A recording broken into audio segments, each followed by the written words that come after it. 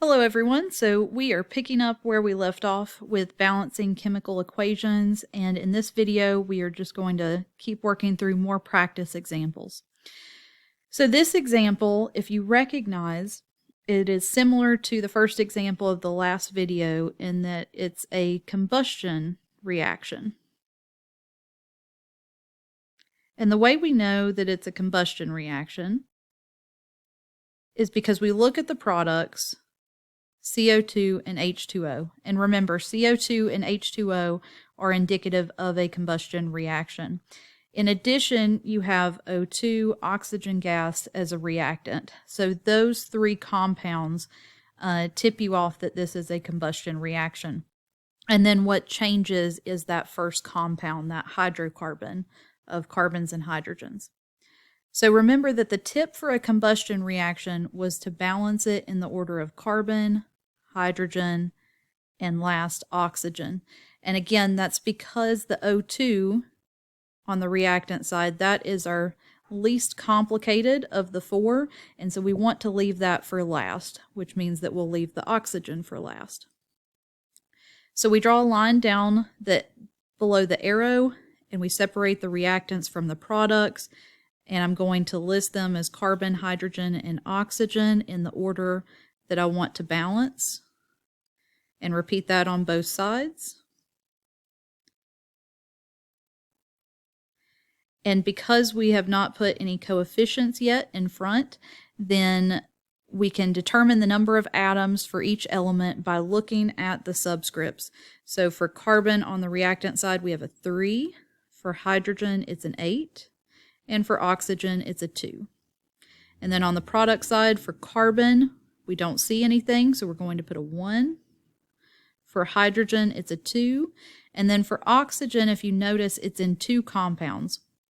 So because of that, we're going to split it up and put the 2 from the subscript 2 of CO2, plus we're going to leave some space, and then a 1 from the H2O because you don't see a subscript. Okay, and we're going to leave quite a bit of space between those two. You do add them together when they're coming from 2 separate compounds. So we have 2 from CO2 plus the 1 from H2O. Right now we have a total of 3 oxygens. Okay, now looking first at the carbon, we notice that we need to have 3 carbons on both sides of the reaction. So I need to increase the number of carbons on the product side. And if I want to have 3 carbons, I need to decide 1 times what gives me 3. Well, that's a 3, so we're going to put a coefficient of 3 in front of CO2. And as soon as I put that 3 in front of CO2, it not only affects the carbon, but it also affects that oxygen. And notice how it's only the O2 oxygen. It's not affecting the H2O oxygen at all. So that's why I separated out the 2 and the 1 for oxygen so that I only multiply that 3 times the 2. Okay, now the next thing that we want to balance are the hydrogens. And hydrogen, we have 8 on the reactant side, so we need to come up with 8 on the product side. And I need to decide 2 times what gives me 8. Well, 2 times 4. So if I say 4, that's the coefficient that I need to put in front of H2O. And that 4 distributes not only to the hydrogen, but also to the oxygen. So we need to multiply that 4 times the 1 oxygen that we have. Okay? Now the carbons are balanced, the hydrogens are balanced, and the only thing left are the oxygens. And so we want to add up all the oxygens that we formed on the product side. And we have 3 CO2s, so we have 3 times 2 gives us 6 oxygens from the CO2, plus we have 4 times 1, 4 oxygens coming from that H2O. So total, there's 10. And on the reactant side, if I want to have 10 oxygens, then I need to decide 2 times what gives me 10. And the answer is 5. So 5 is the coefficient that I put in front of O2. And so now this is balanced, and we have CH C3 H8 plus 5 O2 yields 3 CO2 plus 4 H2O.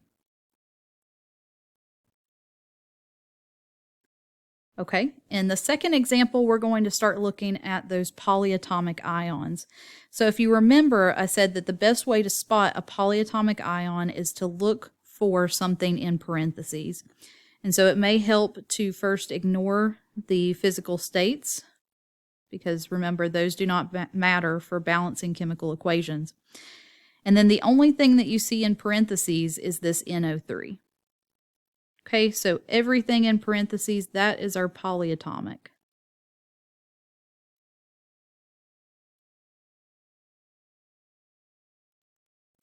And so when I list my elements on either side, we've got Na, F, TH, and then for that polyatomic, I want to keep it as everything that I see in parentheses, which is NO3.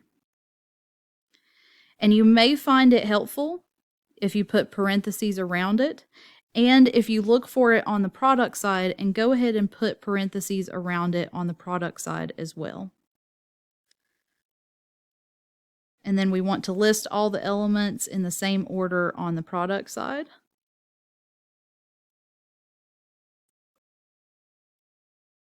And again, we are starting out with no coefficients, so we determine the number of each element by looking at the subscripts. Okay, so sodium and fluorine, Na and F, we have 1 apiece because there's no subscripts for those two. And TH, same way, there's not a subscript there. And now that NO3, we want to look outside the parentheses to see what the subscript is on the outside of the parentheses. And so on the reactant side, that's a 4. And then on the product side, again, we have 1 sodium and 4 fluorines, 4F, 1 TH. And then if you notice NO3, there's nothing outside of that parentheses. It's a simple NO3. So that would be 1. Okay, now we want to look for the monster. So of these 4, which looks the most complicated?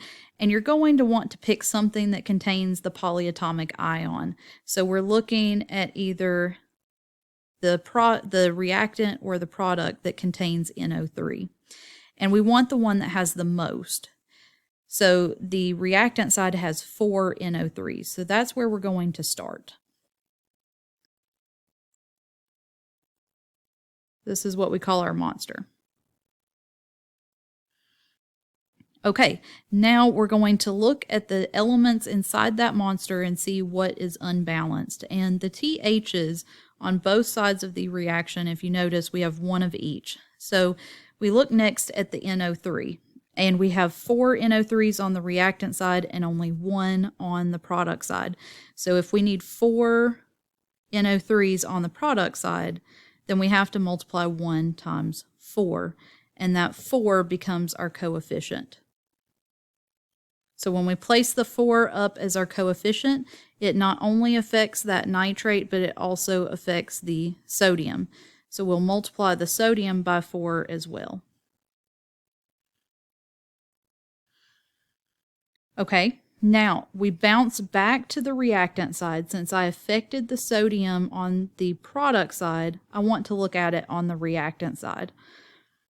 And I only have 1 sodium, so I need to increase the sodium on the reactant side to equal 4. And therefore, I have to multiply the 1 times 4. And what I multiply by, that becomes my coefficient. Okay, so I have 4 sodiums, and it not only affects the sodium, but the fluorine, or the F, as well. So I'm going to multiply F by 4. Okay, well, once I do that, I've affected the fluorine, so I want to go back and look at the fluorine on the product side, and those match. I've got 4 of each, and now everything is balanced.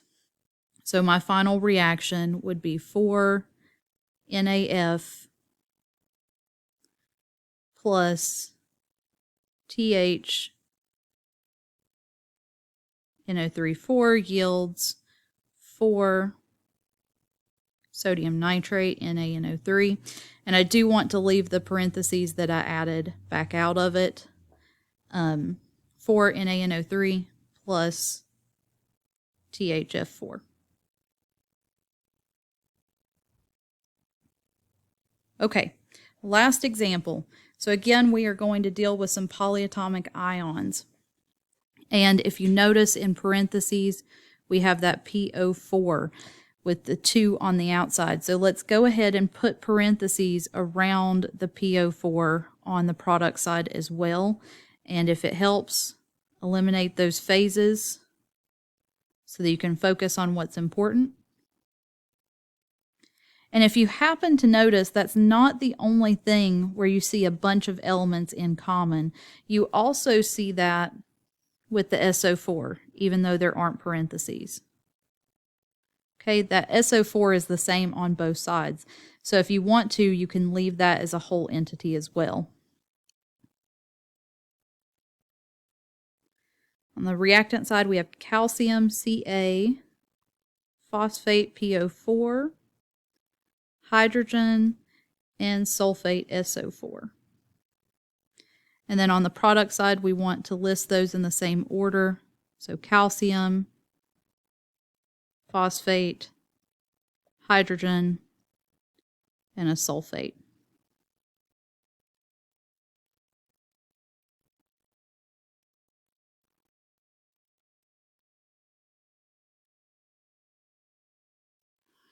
Okay, again, looking at the subscripts, calcium, there are 3.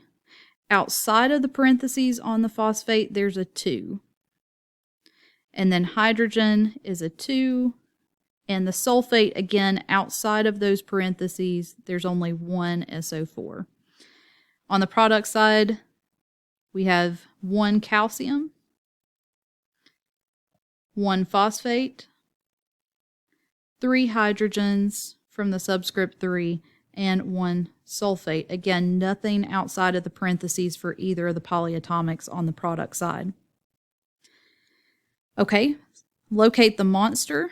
Everything has a polyatomic, but only one compound has a polyatomic of 2. So this is our monster. It has the most atoms and the most types of atoms. All right, looking at that monster, the first thing is the calcium. If you notice the calcium, we have 3 on the reactant side and only 1 on the product side. So I need to multiply 1 times something to give me 3. And that something is a 3, and so that is what I'm going to place in front of the calcium on the product side. And that not only affects the calcium, it also affects the sulfate. So we need to multiply the sulfate times 3 as well. Well, the last thing I affected was the sulfate. So look back at the reactant side for sulfate and notice that we need to increase the reactant sulfate to 3. So if I multiply the sulfate by 3, I have to add that coefficient of 3 in the reaction. And that not only affects the sulfate, but it affects the hydrogen as well. So I've got to multiply both by 3. Now that gives me 3 sulfates and 6 hydrogens. Well, the last thing I affected was hydrogen. So I want to look at the hydrogen on the product side. And right now I have 3. I need a total of 6. So 3 times 2 gives me 6, and that 2 is what I will place. That 2 is what I will place in front of the H3PO4. And the 2 not only affects the hydrogen, but it also affects that phosphate. And when I multiply that phosphate by 2, that gives me 2. And looking back at the reactant side, now phosphate is balanced